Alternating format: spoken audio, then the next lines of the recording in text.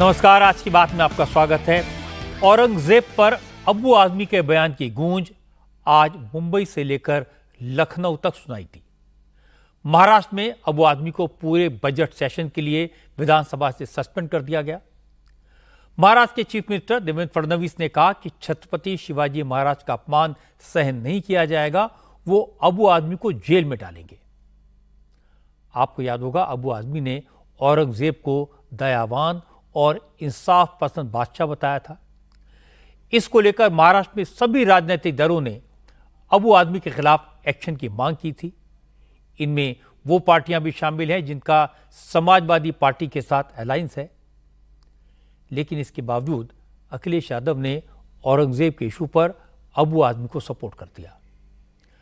अखिलेश के इस रुख से उद्धव ठाकरे की शिवसेना, शरद पवार के एनसीपी और कांग्रेस के नेता उबल पड़े। आदित्य ठाकरे ने कहा, अगर अखिलेश ने अबू आजमी का बयान नहीं सुना हो तो उन्हें वीडियो भेज देंगे ताकि अखिलेश को पता चले कि अबू आजमी ने कैसी जहरीली बात कही है। उद्धव ठाकरे ने कहा कि अखिलेश को अबू आजमी इतने पसंद हैं तो उन्हें यूपी से चुनाव लड़वा ले। शरद पवार के भतीजे रोहित पवार ने कहा कि महाराष्ट्र में मां विकास आघाड़ी के नेता अबू आजमी को बर्दाश्त नहीं कर सकते, इसलिए अखिलेश यादव को महाराष्ट्र में पार्टी का अध्यक्ष बदल देना चाहिए। उत्तर प्रदेश में योगी आदित्यनाथ ने औरंगजेब को लेकर अखिलेश यादव को लपेटा। योगी ने कहा कि समाजवादी पार्टी औरंगजेब को अपना आदर्श मानने लगी है। योगी ने कहा, जिस कमबख्त ने औरंगजेब की तारीफ की है उसे यूपी भेज दो, यहां की सरकार उसका ढंग से इलाज कर देगी। अबू आजम का औरंगजेब पर बयान इतना बड़ा इशू क्यों बना? विधानसभा के बाहर दिए गए बयान पर सस्पेंशन क्यों हुआ? अखिलेश ने औरंगजेब को लेकर दिए गए बयान पर अबू आजमी की हिमायत क्यों की? इन सवालों पर चर्चा महाराष्ट्र और उत्तर प्रदेश दोनों जगह हुई, विधानसभाओं में भी हुई। तो पहले आपको दिखाता हूं कि आज महाराष्ट्र की विधानसभा में क्या हुआ। अबू आजमी के बयान पर महाराष्ट्र विधानसभा में हंगामा तो 2 दिन से चल रहा था। यह हंगामा आज भी जारी रहा क्योंकि सत्ता पक्ष और विपक्ष दोनों अबू आजमी के खिलाफ एक्शन की मांग कर रहे थे, इसलिए एक्शन होना तो तय था। यह बात अबू आजमी को भी समझ आ गई थी, इसलिए वह सदन में नहीं आए। और जैसे ही कार्रवाई शुरू हुई, ज्यादातर दलों के नेताओं ने अबू आजमी को सदन से निलंबित करने की मांग की। नारेबाजी हुई। इसी दौरान संसदीय कार्य मंत्री चंद्रकांत दादा पाटिल ने अबू आजमी को सस्पेंड करने का प्रस्ताव पेश किया। समाजवादी पार्टी के विधायक रईस शेख ने इसका विरोध किया, प्रस्ताव को नियमों के खिलाफ बताया, लेकिन निलंबन का प्रस्ताव ध्वनि मत से पास हो गया और अबू आजमी पूरे बजट सेशन के लिए सस्पेंड कर दिए गए। हालांकि महाराष्ट्र के नेता इतने एक्शन से संतुष्ट नहीं है। ज्यादातर पार्टियों के नेताओं ने कहा कि अबू आजमी की मेंबरशिप खत्म करनी चाहिए क्योंकि अबू आजमी आदतन अपराधी हैं। वो पहले भी छत्रपति शिवाजी महाराज और संभाजी महाराज को अपमानित करने वाले बयान देते रहे हैं। अध्यक्ष महोदय, उनको ज्यादा से ज्यादा सजा निलंबित करना ये बहुत कम है क्योंकि हमारे देव पुरुष के बारे में, छत्रपति संभाजी महाराज के बारे में उन्होंने ये जो अपमानित जो चीज कही है, उनको ज्यादा से ज्यादा सजा मिलना चाहिए, ऐसा मेरा बोलना है। उनका आमदार की रद्द होना, उनको आमदार का पगार नहीं मिलना, जो कुछ फैसिलिटीज आमदार को, ऐसे लोक प्रतिनिधि हम लोग को महाराष्ट्र में जरूरत नहीं है। उनको भेज दो पाकिस्तान में औरंगजेब की चाटने के लिए, हम लोग को जरूरत नहीं है इधर। अमरावती से पूर्व सांसद नवनीत राणा ने अबू आजमी को सस्पेंड करने के फैसले का स्वागत किया। नवनीत राणा ने कहा कि अबू आजमी को तो सजा मिल गई, अब औरंगजेब की कब्र को भी उखाड़ कर फेंक दें तो बेहतर होगा। मैं महाराष्ट्र की गवर्नमेंट को और एक विनती करूंगी, जिस तरीके से अबू आजमी को सस्पेंड किया उसी तरीके से संभाजी नगर में जो आज भी औरंगजेब की कब्र है, उसी तरीके से उसे उखाड़ के ये महाराष्ट्र से बाहर कीजिए। जो औरंगजेब की बातें करते हैं, जो औरंगजेब को अपना सो कॉल्ड फादर बुलाते हैं, उनको भी सबक सीखनी चाहिए कि महाराष्ट्र में औरंगजेब की नहीं, यहाँ पर छत्रपति शिवाजी महाराज के विचार चलेंगे। अबू आजमी घर पर बैठे बैठे टीवी देख रहे थे, विधानसभा में क्या हो रहा है ये देख रहे थे।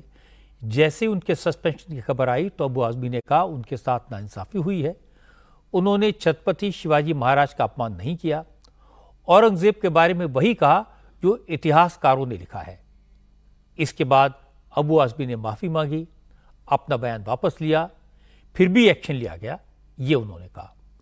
अबू आज़मी ने कहा, जो लोग खुलेआम छत्रपति शिवाजी महाराज का अपमान कर रहे हैं वो तो आराम से घूम रहे हैं, लेकिन उनके बयान को मुद्दा बनाया गया।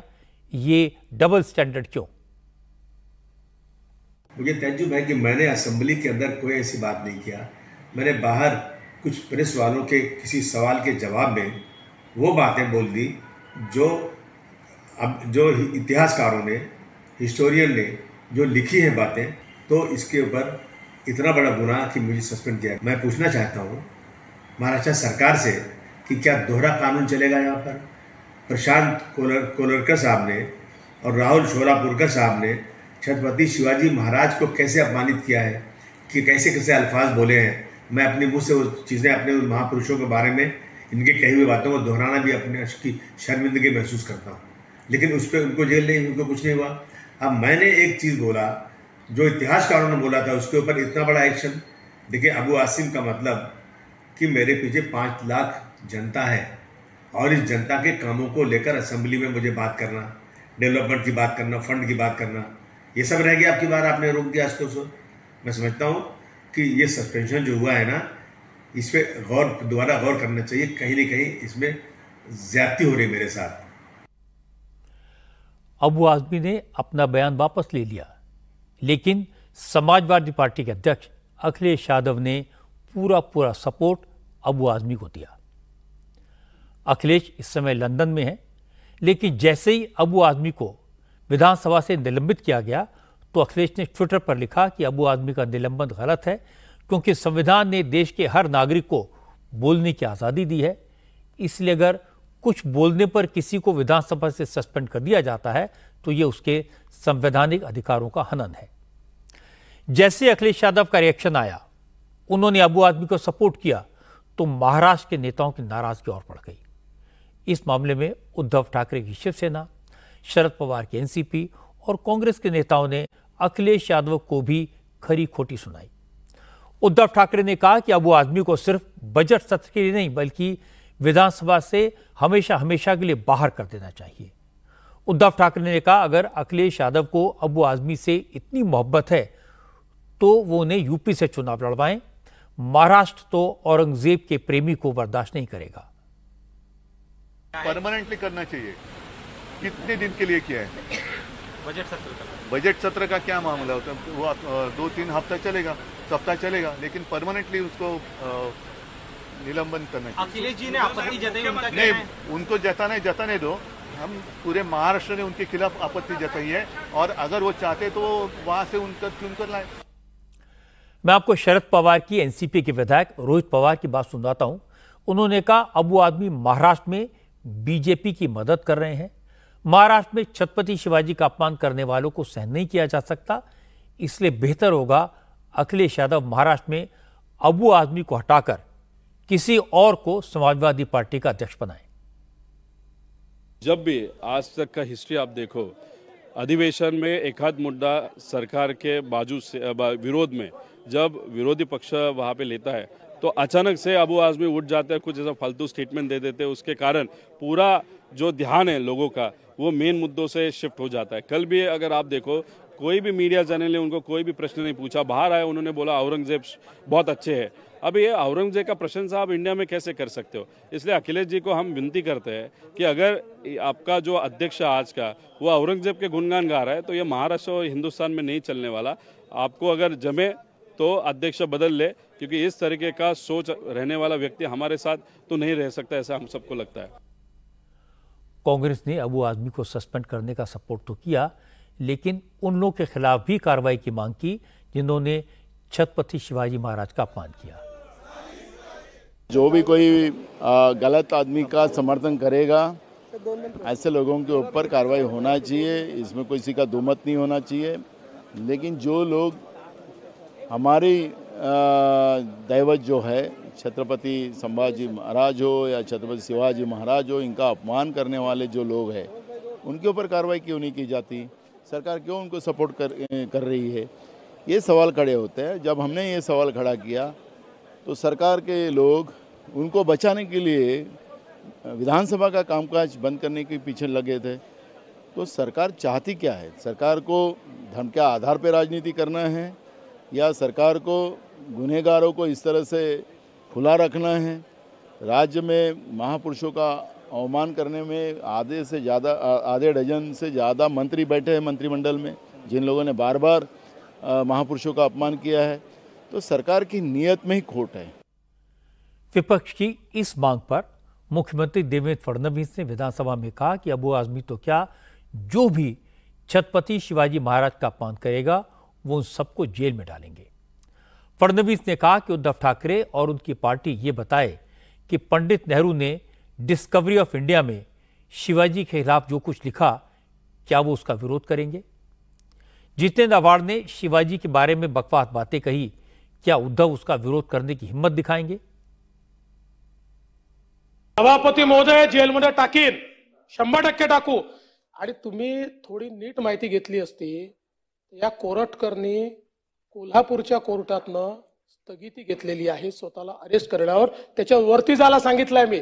आणि मी तुम्हाला सांगतो, हे कोरटकर वगैरे तर चिल्लर लोक आहे हो।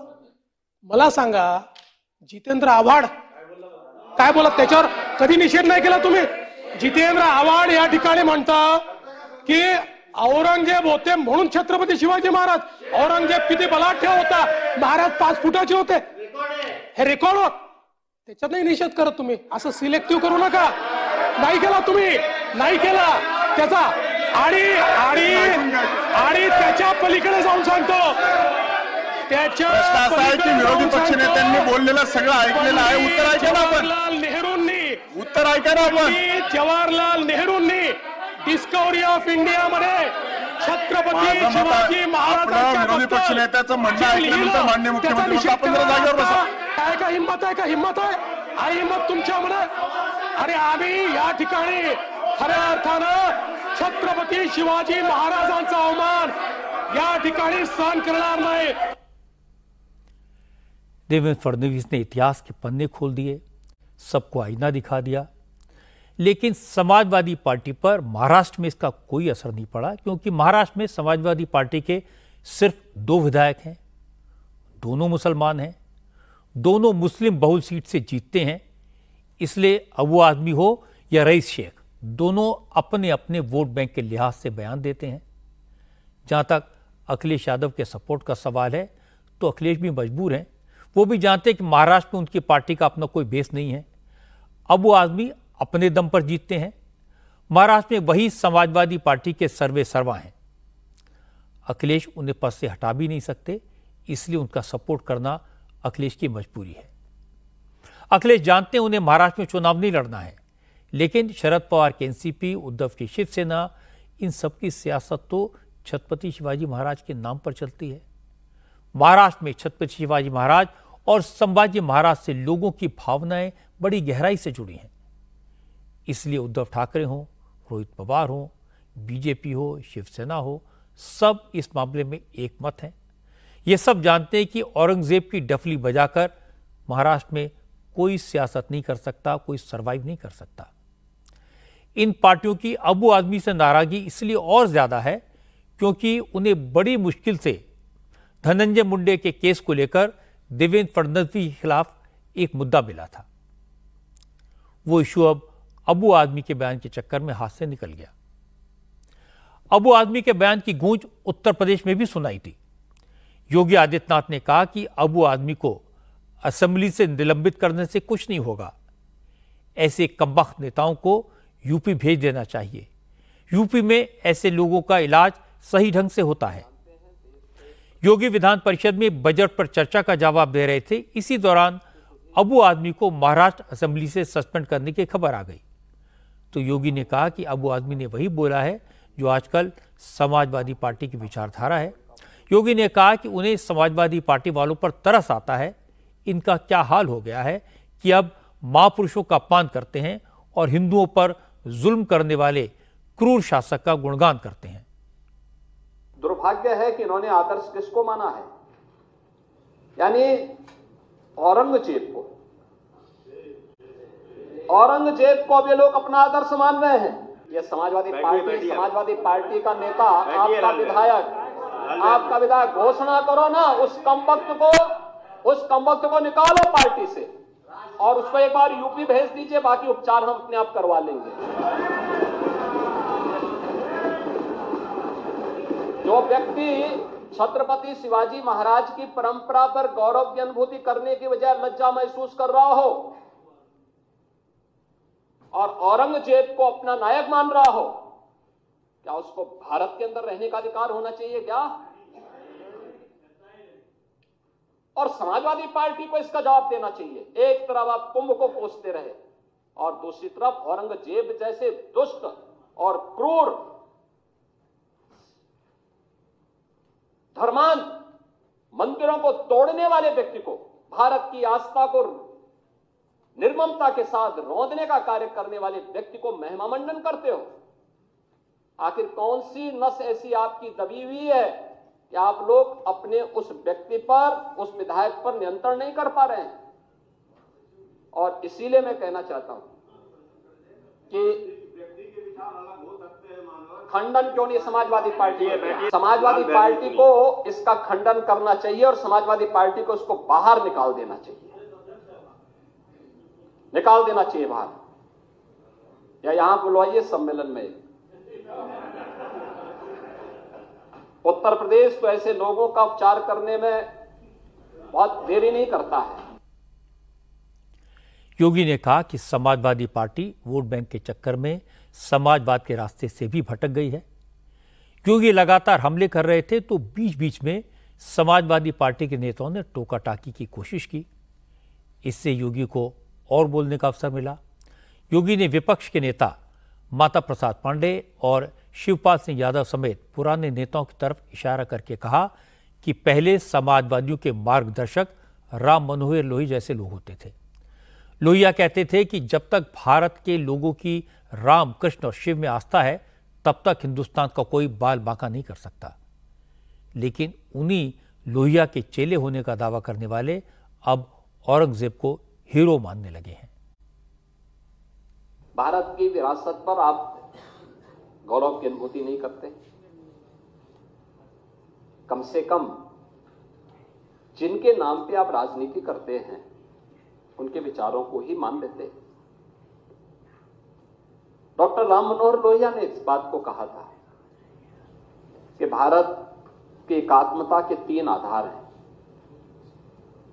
श्री राम, श्री कृष्ण और शिव शंकर, भगवान शिव। जब तक भारत की जनता इन 3 देव महापुरुषों के प्रति श्रद्धा का भाव रखेगी तब तक भारत को भारत बने रहने से कोई रोक नहीं सकता। दुनिया की कोई ताकत भारत का बाल बांका नहीं कर सकती। डॉक्टर राम मनोहर लोहिया प्रखर समाजवादी थे। वे हमारी विचारधारा से जुड़े हुए नहीं थे। हां, कांग्रेस के विरोधी थे, अपने मुद्दों पर लड़ते थे। आज समाजवादी पार्टी डॉक्टर लोहिया के विचारों से कितनी दूर भाग चुकी है।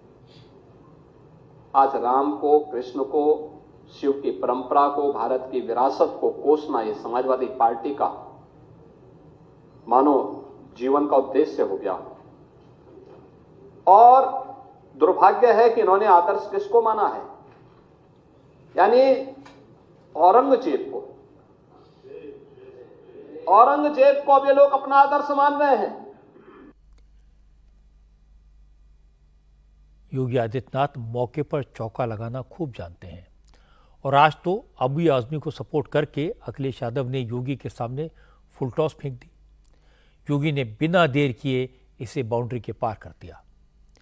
योगी अब तक समाजवादी पार्टी को महाकुंभ के बारे में दुष्प्रचार के मुद्दे पर घेर रहे थे, सनातन विरोधी बता रहे थे, लेकिन आज उन्हें एक अच्छा अवसर मिल गया। औरंगजेब की क्रूरता के बारे में, हिंदुओं के प्रति उसकी नफरत के बारे में देश का बच्चा बच्चा जानता है।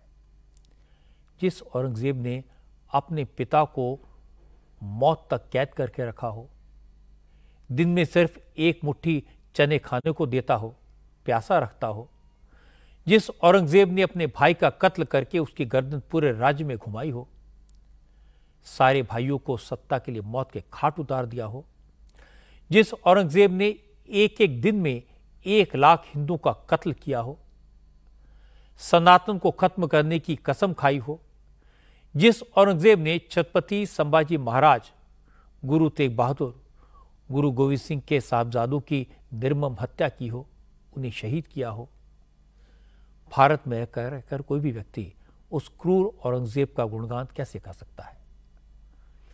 ये गुनाह अबू आजमी ने किया। फिर अखिलेश यादव ने अबू आजमी को सपोर्ट करके आग में घी डालने का काम किया। इसीलिए योगी आदित्यनाथ ने कहा कि अब समाजवादी पार्टी के नेता न समाजवादी रह गए हैं और न सनातनी। उत्तर प्रदेश में आज मायावती ने फिर चौंकाया। आज उन्होंने अपने भाई आनंद कुमार को अपनी पार्टी के नेशनल कोऑर्डिनेटर के पद से हटाने का फरमान जारी कर दिया। 2 दिन पहले ही मायावती ने आनंद कुमार को नेशनल कोऑर्डिनेटर बनाया था, लेकिन अब उन्हें हटाकर पश्चिमी उत्तर प्रदेश के नेता रणधीर बेनीवाल को यह जिम्मेदारी दे दी गई। रणधीर बेनीवाल के साथ राज्यसभा सांसद रामजी गौतम नेशनल कोऑर्डिनेटर के तौर पर पार्टी का काम संभालेंगे। मायावती ने ट्विटर पर आज इस फैसले का ऐलान किया और कहा कि आनंद कुमार पहले से पार्टी के उपाध्यक्ष हैं। उन्होंने खुद ही नेशनल कोऑर्डिनेटर की जिम्मेदारी से मुक्त करने की रिक्वेस्ट की थी। वो एक ही पद पर काम करना चाहते हैं, इसलिए अब आनंद कुमार की जगह रणधीर बेनीवाल पार्टी के नेशनल कोऑर्डिनेटर होंगे। नोट करने वाली बात यह है कि पिछले 1 हफ्ते में मायावती ने अपने परिवार के लोगों के खिलाफ लगातार एक्शन लिया है। पहले आकाश आनंद के ससुर अशोक सिद्धार्थ को पार्टी से निकाला, फिर आकाश आनंद को नेशनल कोऑर्डिनेटर के पद से हटाया और फिर आकाश आनंद को पार्टी से निकाल दिया और अपने भाई आनंद कुमार को नेशनल कोऑर्डिनेटर बनाया और 48 घंटे के बाद उन्हें भी हटा दिया। मायावती की बहुजन समाज पार्टी में हटाने, मिटाने, बनाने, बिगाड़ने का खेल चलता रहता है। वो जिसे चाहे बना सकती हैं, जिसे चाहे हटा सकती हैं, क्योंकि पार्टी की वही सर्वे सर्वा है। बहुजन समाज का एक बड़ा सपोर्ट बेस मायावती के साथ है, लेकिन मायावती को यह सोचना पड़ेगा कि उनका यह सपोर्ट बेस धीरे धीरे कम क्यों होता जा रहा है। चुनाव में उनकी पार्टी की बार बार हार क्यों होती है।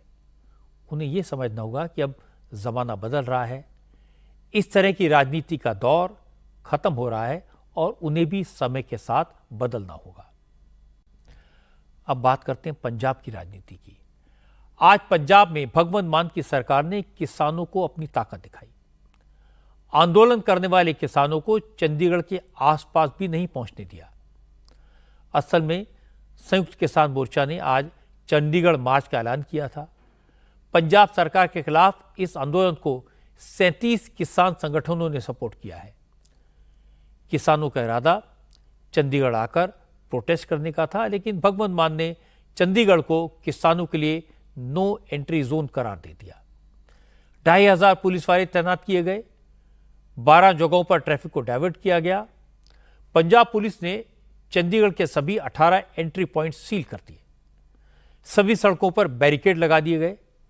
भगवंत मान की सरकार और किसानों के झगड़े का खामियाजा आम जनता को भुगतना पड़ा। चंडीगढ़ आने वाले सभी रास्तों पर भयंकर जाम लग गया। लोग कई कई घंटों तक ट्रैफिक जाम से जूझते रहे। हालांकि भगवंत मान ने कहा था कि वो आंदोलन के नाम पर आम लोगों को परेशान नहीं होने देंगे, लेकिन सबसे ज्यादा परेशानी आम लोगों को ही हुई। पुलिस चंडीगढ़ की तरफ जाने वाली हर गाड़ी को, हर 2 व्हीलर को चेक करके ही आगे बढ़ने दे रही थी। इसलिए मोहाली, जीरकपुर जैसे एंट्री पॉइंट्स पर कई कई किलोमीटर लंबा जाम लग गया। ऑफिस जाने वाले लेट हुए। कई एम्बुलेंसेज रास्ते में फंसी रहीं। पीजीआई आने जाने वाले मरीजों को परेशानी हुई। जाम में फंसे लोगों ने कहा कि सब भगवंत मान की जिद की वजह से हो रहा है। या तो भगवंत मान किसानों की मांगे मान लेते, बातचीत से रास्ता निकालते, या फिर किसानों को प्रोटेस्ट की परमिशन देते, तो हालात ऐसे न बनते। गोरखपुर से आने कितना टाइम लगा आपको? मुझे 1 घंटा लग गया। 1 घंटा यहाँ पे रहो। अमूमन कितना वक्त लगता है? Hardly 15 minute. ओके, मेरे तो जो इस ऑफिस के जो शॉर्ट लिव थी वो भी खत्म होगी, हाफ डे शुरू हो गया। मेरा बताओ मैं क्या करूं, मेरा तो फुल डे खराब हो गया इस चक्कर में। बहुत ज़्यादा दिक्कत हो रही है सर ऑफिस टाइमिंग में, सुबह के टाइम में। इस टाइम तो बहुत ज़्यादा रबिश बहुत गंदी चीज़ है। 1.5 घंटा हो गया, आधा किलोमीटर नहीं चले, 1.5 घंटे से आधा किलोमीटर नहीं चले पुल के नीचे से। जीरकपुर से आ रहा हूँ, 2 घंटे लग गए। अच्छा 2 घंटे लग गए? हाँ 1 किलोमीटर तक आने में। भगवत मान उसी का बीज बोया हुआ है, ये सारा आंदोलन ने इन्हीं का बीज बोया हुआ है, मोदी को बदनाम करने वास्ते। अब इन्हें काटना पड़ रहा है ना। ये 2 घंटे लग गए बेटा। 2 घंटे लग गए और क्या, काफी ज्यादा परेशानी? बहुत ज्यादा परेशान बेटा। किस काम से आ रहे थे? हम पूजा कराने जा रहे हैं। हाँ, सुबह के 9 बजे करनी थी, अब 11 बजे। 3 घंटे हो गए जी इसमें बैठे बैठे। बच्चों को दिखाना था, चंडीगढ़ पीजीआई 2 पेशेंट बैठे हैं पीछे। अब तो उधर भी नंबर नहीं लगेगा हमारा। आंदोलन तो ठीक नहीं है, लोगों को परेशान करके कहाँ का सोल्यूशन निकाल रहे हो आप? खुद तो परेशान है, दूसरों को भी परेशान कर रहे हो। आ रही हूँ डेराबस्सी से, मेरी GMCH 32 हॉस्पिटल में ड्यूटी है। 11 o'clock मेरी ड्यूटी का टाइम है, 10 o'clock मैं घर से चली थी। मेरी ऑपरेशन थिएटर में ड्यूटी है, वहाँ जाके मेरे को काम करना है। मैं एक मतलब इंडिपेंडेंटली काम करती हूँ और मैं खुद परेशान हो रही हूँ। 2-3 बार मैंने कॉल कर दिया कि सर मैं यहाँ पहुँच गई हूँ, मैं यहाँ पहुँच गई, तो वो भी क्या कर सकते हैं। मैं CM भगवंत मान जी को भी कहती हूँ कि जो मीटिंग हुई थी, जो उन्होंने किसानों की डिमांड्स थी, वो क्यों नहीं सुनी, वो क्यों बीच में से उठ के चले गए। जो थी हम डायरेक्ट उस टाइम पे बात करते हैं ना। फिर सर चंडीगढ़ का नाम जामगढ़ रख दिया जाए तो बढ़िया है। और यहाँ मेट्रो की टाइम लग गया आपको? मैं 2 घंटे से फंसा हुआ हूँ। मैं अपना जीरकपुर से आ रहा हूँ जी। टाइम लगा? मुझे 1.5 घंटा लग गया और मैं हाई कोर्ट में मेरा केस लगा हुआ है वहाँ, अब वो नंबर निकल चुका है। मैंने आपको जाम की तस्वीरें दिखा दी, लोगों की बात सुनवा दी, लेकिन आपको पंजाब पुलिस का दावा सुनवाऊंगा तो आप भी चौंक जाएंगे। पंजाब पुलिस का कहना है कि किसी को कोई दिक्कत नहीं है, कहीं कोई ट्रैफिक जाम नहीं है। रोपड़ रेंज के DIG गुरचरण सिंह भुल्लर खुद चेक पॉइंट पर जाकर सिक्योरिटी को मॉनिटर कर रहे थे। भुल्लर ने कहा पूरे पंजाब में शांति है, ट्रैफिक आराम से चल रहा है, बस किसानों को रोका जा रहा है और किसी भी कीमत पर किसानों को चंडीगढ़ में नहीं घुसने दिया जाएगा। देखो जी टोटली पंजाब च पीसफुल है। जिथे किते कोई किसान आए ने उस एरिए की पुलिस ने उन्होंने रोक के साइड ते बिठा लिया, वो भी आराम नाल बैठे ने साइड ते। ते सारे पंजाब दे विच जिहड़ी ट्रैफिक चल रही बिल्कुल नहीं जी, किसी कॉस्ट ते चंडीगढ़ असीं नहीं पहुंचण देवांगे, पूरी साडी सिक्योरिटी टाइट है। इससे पहले भगवंत मान किसान आंदोलन को सपोर्ट कर रहे थे, लेकिन जैसे ही किसानों ने आम आदमी पार्टी को उसके वादे याद दिलाए, भगवंत मान से उन वादों को पूरा करने की मांग की, तो पंजाब सरकार का रुख बदल गया। पहले जिन किसानों के लिए रेड कारपेट बिछाया जाता था, आज उनके रास्ते में बैरिकेड लगा दिए गए। असल में पंजाब के किसान चाहते हैं कि भगवंत मान की सरकार वो मांगे पूरी करे जिन पर 1.5 साल पहले सहमति बनी थी।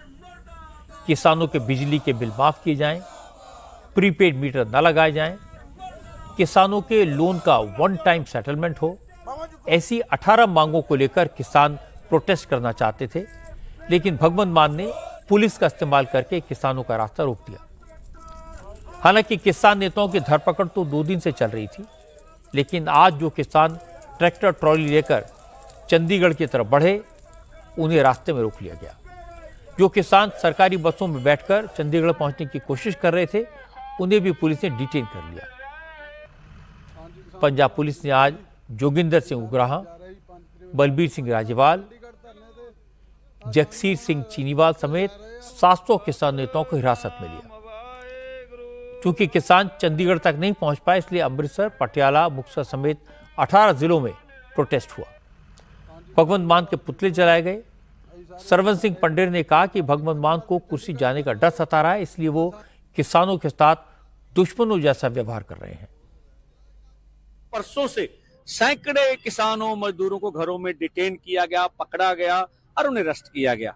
और इसलिए हम लोग ये किसान मजदूरों के मानव अधिकारों की उल्लंघना के विरोध में आज कार्ती दहन कर रहे हैं। दुखद बात यह है, मोदी सरकार हमें दिल्ली नहीं जाने देती और पंजाब की सरकार हमें राज्य की राजधानी चंडीगढ़ नहीं जाने देती। मैं कहता हूं आप अमित शाह जी का हुक्म मान रहे हो, अगर उनसे कोई आपकी डील हो गई हो, 2027 का अपने इलेक्शन उनके साथ लड़ना हो, ये आपकी आजादी का सवाल है, लेकिन आप किसानों मजदूरों को, लीडरों को बदनाम कर आप हमें पीटने का प्रयास मत करिए। ये तो 2027 में पंजाब के लोगों ने फैसला करना। भगवंत मान सरकार से लोग खुश नहीं है, किसान मजदूर विपक्ष का रोल अपना रहे हैं, लो आम जनता उनकी आवाज बन रहे, इसलिए हमारे खिलाफ आप प्रहार कर रहे हैं।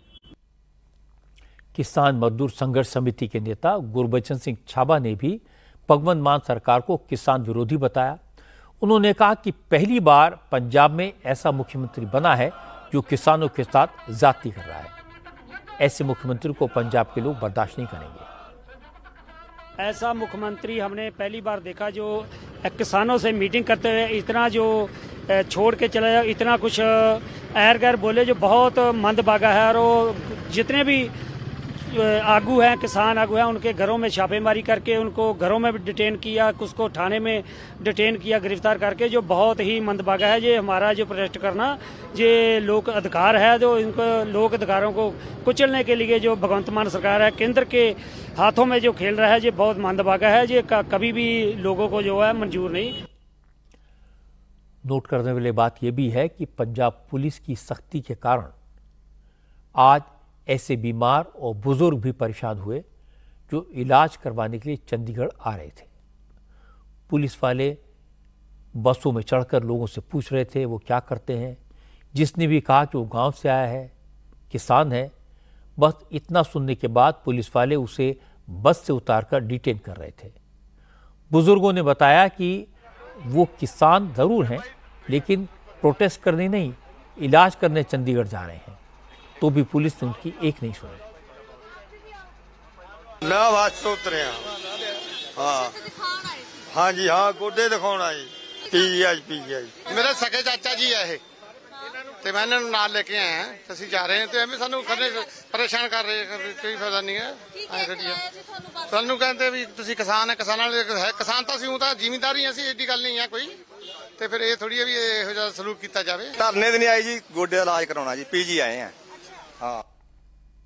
दिन भर पूरे पंजाब में किसानों का हंगामा चलता रहा, लेकिन मुख्यमंत्री भगवंत मान इस पर कुछ नहीं बोले। लेकिन शाम होते होते पंजाब में आम आदमी पार्टी के अध्यक्ष अमन अरोड़ा ने कहा कि पंजाब सरकार किसानों के सामने नहीं झुकेगी। भीड़ जुटाकर कोई सरकार को ब्लैकमेल करने की कोशिश करेगा तो उसे बर्दाश्त नहीं किया जाएगा।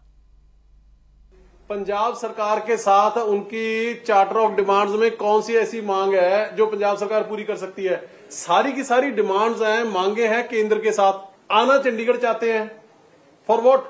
आम आदमी पार्टी और आम आदमी पार्टी की सरकार उनके साथ डिस्कशन करने में, डायलॉग करने में के लिए हम तैयार हैं। लेकिन ये क्या तरीका हुआ कि एक तरफ तो डिस्कशन चल रही है, डायलॉग चल रही है, मीटिंग चल रही है, और दूसरी तरफ हम सारे पंजाब को जैम करके हम चंडीगढ़ आना चाहते हैं जी। परसों ही तो वो शाम को चंडीगढ़ थे, लाखों लोगों को लाके क्या शो करना चाहते हैं? इस तरह की जो ये फैशन चल पड़ा ना कि सरकार की बाजू मरोड़ के सरकार के गर्दन के ऊपर गोडा रख के हम काम करा लेंगे, ये सरकार इतनी कमजोर सरकार नहीं है कि उनके बाजू मरोड़ने से हम लोग काम करेंगे ना। जो हमारी ड्यूटी है हम वैसी कर रहे हैं। आज जिन किसानों को भगवंत मान ने पंजाब के लोगों को परेशानी में डालने वाला बताया, जिन किसानों को अमन अरोड़ा ने ब्लैकमेलर बताया, इन्हीं किसानों को पिछले महीने तक भगवंत मान अन्नदाता कहते थे। जब किसानों ने दिल्ली कूच की कॉल दी, तालकटोरा स्टेडियम में डेरा डाला, तो भगवंत मान ने किसानों की सेवा के लिए पंजाब से वॉलंटियर भेजे, लंगर लगाया। केजरीवाल की सरकार ने किसानों को खाने पीने ठहरने का पूरा इंतजाम किया। उस वक्त भगवंत मान कहते थे कि आंदोलन की आजादी संविधान ने दी है। केंद्र सरकार किसानों को रोककर लोकतंत्र की हत्या कर रही है। अब किसान हरियाणा के बॉर्डर पर धरना दे रहे हैं तो भगवंत मान बार बार उनको सपोर्ट करने जाते थे। लेकिन जब किसानों ने भगवंत मान के खिलाफ प्रोटेस्ट शुरू किया तो भगवंत मान किसानों को अपनी ताकत दिखाने लगे, उनका रास्ता रोक लिया, पुलिस की पावर का इस्तेमाल किया। तो क्या ये उस किसानों पर जुल्म नहीं है? इसे कहते हैं पर उपदेश कुशल बतेरे। दूसरों को उपदेश देना बहुत आसान है। मुझे लगता है कि अगर भगवंत मान नाराज होकर किसानों की मीटिंग से ना निकलते, उनकी बात सुनते, कुछ वक्त और बिताते, कुछ टाइम उनसे मांगते, तो किसानों को सड़क पर आने की जरूरत ही न पड़ती। लेकिन मजे की बात है कि आज पूरे पंजाब में किसानों का रास्ता रोका गया, लेकिन अरविंद केजरीवाल के लिए पंजाब में रेड कार्पेट बिछाया गया। अरविंद केजरीवाल कल देर रात विपश्यना के लिए होशियारपुर पहुंचे। केजरीवाल होशियारपुर में 11 किलोमीटर दूर आनंदगढ़ के धमधजा विपश्यना सेंटर में 10 दिन तक रहेंगे। सारा इंतजाम पंजाब सरकार कर रही है। अब केजरीवाल होशियारपुर पहुंचे तो 3 दर्जन से ज्यादा गाड़ियों का लंबा चौड़ा काफिला उनके साथ था। इसमें एम्बुलेंस थी, जैमर थे और फायर ब्रिगेड की गाड़ियां भी थी। 100 से ज्यादा पंजाब पुलिस के जवान केजरीवाल की सुरक्षा के लिए तैनात किए गए थे। केजरीवाल के लाव लश्कर की तस्वीरों पर पंजाब से लेकर दिल्ली तक राजनीति हुई। अकाली दल के नेता दलजीत सिंह चीमा ने कहा, केजरीवाल शांति की तलाश में विपश्यना के लिए आए हैं तो उन्हें शांति के साथ आना चाहिए था। पंजाब की शांति भंग करने की क्या जरूरत थी। चीमा ने कहा कि विपश्यना तो बहाना है, दिल्ली में केजरीवाल को वीवीआईपी ट्रीटमेंट नहीं मिल रहा है, इसलिए वीआईपी ट्रीटमेंट का मजा लेने के लिए वो पंजाब में आए हैं। हमारी पार्टी के एक वर्कर ने मेरे से टेलीफोन पे बात करके पूछा कि आज होशियारपुर के हमारे जंगल में पता नहीं क्या हो गया, इतनी पुलिस जा रही है जंगल में कि सभी जंगली जानवर भी भयभीत है, पंछी भी भयभीत है। तो बाद में पता चला कि दिल्ली से एक आम आदमी यहाँ विपश्यना करने के लिए आया। तो आप अपने मन की शांति के लिए सारे जंगल की शांति क्यों खराब कर रहे हैं? रहने आना तो चुप करके आके आप अपने जा सकते से आसानी से, किसी को बताने की क्या जरूरत होती है। ये वहाँ अब राज खत्म हो गया तो पंजाब में अपने आनंद ले रहे हैं सारे, तो इनकी तो मजे लगे हुए हैं कि सारी पंजाब की सरकार इनकी खिदमत में लगी रहती है। इसके बाद पंजाब में विपक्ष के नेता प्रताप सिंह बाजवा ने भी कहा कि केजरीवाल एंड कंपनी को वीवीआईपी ट्रीटमेंट की आदत पड़ चुकी है, इसलिए कभी मनीष सिसोदिया, कभी सत्येंद्र जैन, कभी राघव चड्ढा और अब केजरीवाल पंजाब की चक्कर लगा रहे हैं। बाजवा ने कहा, विपश्यना की जरूरत अरविंद केजरीवाल से ज्यादा भगवंत मान को है, क्योंकि जितने दिन केजरीवाल पंजाब में रहेंगे उतने दिन भगवंत मान का ब्लड प्रेशर बढ़ा रहेगा।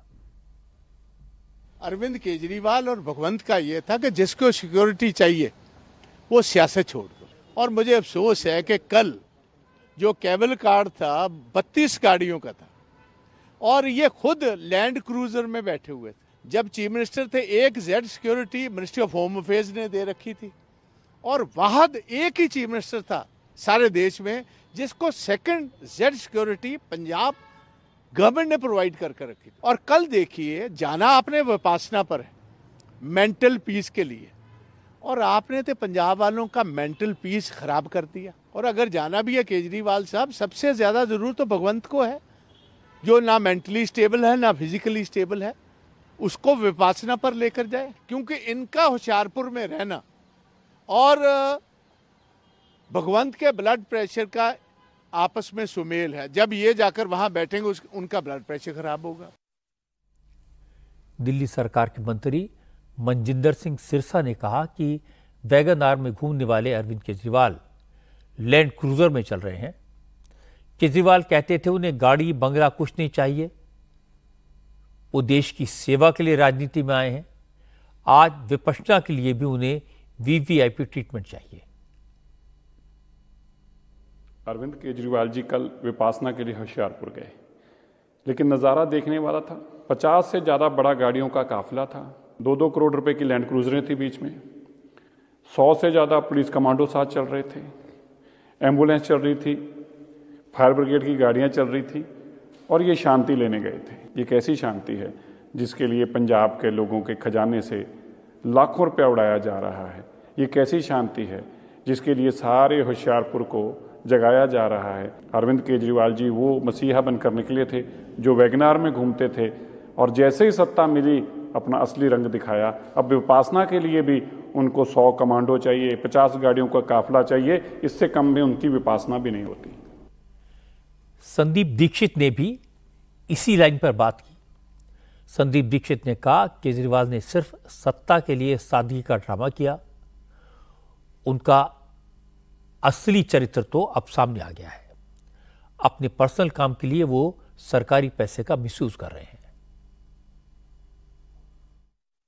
निर्णय है, लेकिन ये जो तामझाम में जीने की इनको आदत हो गई ना, हम लोग तो बार बार कहते थे कि ये सत्ता का लोभी है। आज नहीं, मैं तो 10 साल से कह रहा हूं। जब ये सादगी की चीजें बांट बांट के उस पर वोट बटोरते थे, तब भी हम कहते थे कि सादगी इनका एक दिखावा था, एक ढकोसला था, और वो सामने निकल कर आया है। सत्ता और सत्ता से मिलती हुई जो अय्याशी है और जो ऐश है, उसमें इतनी इनको आदत पड़ गई है कि अपने विपासना में भी वो 100 गाड़ियों का काफिला लेके चल रहे हैं। अब मैं आपको इस मामले में अरविंद केजरीवाल का पक्ष सुनवाता हूं। आम आदमी पार्टी की प्रवक्ता प्रियंका कक्कड़ ने कहा कि केजरीवाल को सिक्योरिटी थ्रेट परसेप्शन है, ये देखते हुए सिक्योरिटी दी गई है। केंद्र सरकार की होम मिनिस्ट्री ने दी है, इसलिए किसी को भी सवाल पूछने हैं तो अमित शाह से पूछें। प्रियंका कक्कड़ ने कहा कि बीजेपी, अकाली दल और कांग्रेस को मिर्च इसलिए लग रही है क्योंकि पंजाब की मान सरकार ड्रग माफिया पर एक्शन ले रही है। पंजाब में ड्रग्स के कारोबार में इन तीनों पार्टियों के नेता शामिल हैं। एमएचए ने जानकारी दी थी। एमएचए जो अमित शाह जी के तहत आता है कि अरविंद केजरीवाल जी के ऊपर जान का खतरा बना हुआ है, उनके ऊपर थ्रेट परसेप्शन है, जिस वजह से केंद्र सरकार ने उनको Z+ सिक्योरिटी मुहैया कराई है। ये गंदी राजनीति छोड़ के भाजपा को इनको दिल्ली के मुद्दों पर अपना फोकस लाना चाहिए। अरविंद केजरीवाल जी को सुबह शाम गाली निकालने से कुछ नहीं होगा, और बीजेपी वाले ही ये झूठ इसलिए फैला रहे हैं क्योंकि वो तिलमिला गए हैं। जो एक्शन हम पंजाब में ड्रग माफिया के अगेंस्ट लगातार ले रहे हैं, क्योंकि ये सारा जो ड्रग का मेनेस था वो अकाली और बीजेपी ने के रेजीम में फ्लरिश हुआ, उन्होंने ही पनाह दी थी।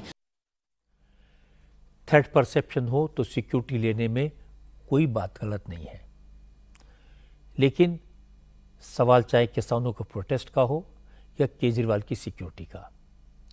केजरीवाल के पुराने दावे और वादे उनके लिए मुसीबत बन जाते हैं। वो हमेशा नेताओं के वीआईपी कल्चर पर सवाल उठाते थे, मंत्रियों की सिक्योरिटी और गाड़ियों के काफिले का मजाक उड़ाते थे। ये सब कहने में उस वक्त उन्हें मजा भी बड़ा आता था, तालियां भी बजती थी। अगर उन्होंने उस समय इल्जाम न लगाए होते तो शायद आज उनकी गाड़ियों के काफिले पर इतने सवाल नहीं उठते। आज बेंगलुरु से चौंकाने वाली खबर आई। डीजीपी रैंक के अफसर की बेटी एक्ट्रेस रान्या राव को बेंगलुरु एयरपोर्ट पर 14 किलो सोने के साथ अरेस्ट किया गया। रान्या राव कन्नड़ और तमिल फिल्मों की एक्ट्रेस हैं। कर्नाटक में डीजीपी रैंक के आईपीएस ऑफिसर रामचंद्र राव की स्टेप डॉटर हैं। कल रात डायरेक्टरेट ऑफ रेवेन्यू इंटेलिजेंस के अधिकारियों ने बेंगलुरु एयरपोर्ट पर रान्या राव को 14 किलो 200 ग्राम सोने के बार्स के साथ गिरफ्तार किया। रान्या दुबई से बेंगलुरु लौटी थी। डीआरआई ने बताया कि रान्या राव गोल्ड बार को एक खास तरह की बेल्ट में छुपा कर लाई थी। एयरपोर्ट पर गिरफ्तारी के बाद डीआरआई ने रान्या राव के घर से भी 2 करोड़ 6 लाख कीमत के सोने के गहने और 2 करोड़ 67 लाख रुपए कैश बरामद किए। रान्या राव ने अपना एक्टिंग का करियर 10 साल पहले शुरू किया था। हालांकि पिछले कुछ साल से वो फिल्मों में बहुत ज्यादा एक्टिंग नहीं कर रही हैं। रान्या राव में 4 महीने पहले ही शादी की थी और पिछले 15 दिनों में 4 बार दुबई जा चुकी थी। इसीलिए एजेंसीज की उन पर निगाह थी, निगरानी की जा रही थी। स्पेसिफिक इनपुट मिला, कल रात उनको दुबई से लौटे गिरफ्तार कर लिया गया और इस मामले में रान्या राव के सौतेले पिता आईपीएस ऑफिसर रामचंद्र राव पर उंगलियां उठी तो उन्होंने अपनी सफाई में कहा कि स्टेप डॉटर की इस करतूत से वो खुद हैरान है। रामचंद्र राव ने कहा उनको इस बारे में कुछ भी नहीं पता क्योंकि रान्या राव उनसे अलग रहती थी। हालांकि कर्नाटक की कांग्रेस सरकार ने कहा कि अगर जांच में आईपीएस रामचंद्र राव का कोई कनेक्शन मिलता है तो उनके खिलाफ भी एक्शन लिया जाएगा।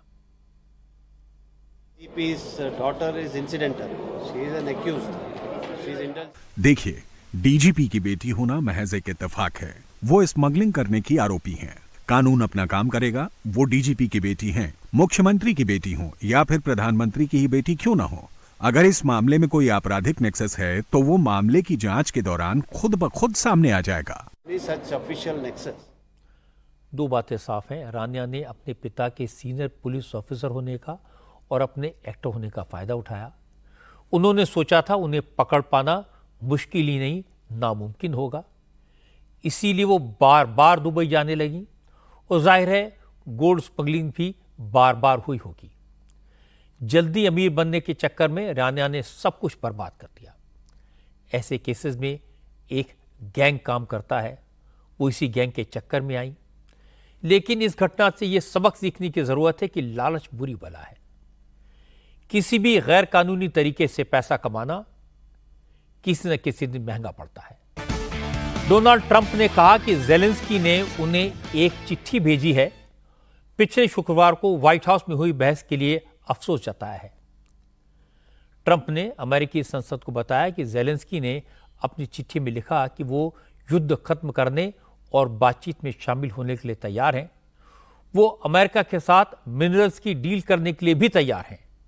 ट्रंप ने कहा रूस के प्रेसिडेंट पुतिन के साथ भी उनकी बात हुई है और वो दोनों को साथ बिठाकर जल्दी से जल्दी युद्ध खत्म कराने की कोशिश कर रहे हैं। पिछले हफ्ते शुक्रवार को जब यूक्रेन के प्रेसिडेंट ज़ेलेंस्की व्हाइट हाउस आए थे तो कैमरों के सामने ही प्रेसिडेंट ट्रंप और वाइस प्रेसिडेंट जेडी वेंस के साथ ज़ेलेंस्की की बहस हो गई थी, जिसके बाद ट्रंप ने उन्हें व्हाइट हाउस से जाने के लिए कह दिया था। लेकिन अब ज़ेलेंस्की ने ट्रंप को चिट्ठी लिखकर उनके साथ मिलकर काम करने की इच्छा जताई है। We've had serious discussions with Russia and have received strong signals that they are ready for peace. Wouldn't that be beautiful? Wouldn't that be beautiful? It's time to stop this madness. It's time to halt the killing. It's time to end this senseless war. If you want to end wars, you have to talk to both sides. Earlier today, I received an important letter from President Zelensky of Ukraine. The letter reads, Ukraine is ready to come to the negotiating table as soon as possible to bring lasting peace closer. I appreciate that he sent this letter, just got it a little while ago. जिन लोगों ने Trump और Zelensky के बीच तकरार का सिर्फ 10-12 minute का video देखा था, उन्हें लगता था कि ज़ेलेंस्की के साथ ज्यादती हुई, ट्रंप ने दादागिरी दिखाई। लेकिन जिन लोगों ने पूरा 46 मिनट का वीडियो देखा वो इस बात को समझ सकते हैं कि ज़ेलेंस्की ने खामखा बात को इतना बढ़ाया। जो बात टेबल पर होनी चाहिए थी उसे मीडिया के सामने उठाया। जो लोग ज़ेलेंस्की को बड़ा हीरो बता रहे थे, अब उन्हें समझ आ गया होगा कि ट्रंप की नाराजगी यूक्रेन को भारी पड़ सकती है और इस बात को ज़ेलेंस्की से ज़्यादा और कौन समझ सकता है। इसी का रिफ्लेक्शन ज़ेलेंस्की के लेटर में दिखाई दिया। अब यूक्रेन के लिए, यूरोप के लिए और ज़ेलेंस्की के लिए अच्छा यही होगा कि अमेरिका की मदद ली जाए, पुतिन से बात हो, सीज फायर हो और युद्ध खत्म हो। ये सारी दुनिया के लिए अच्छा होगा।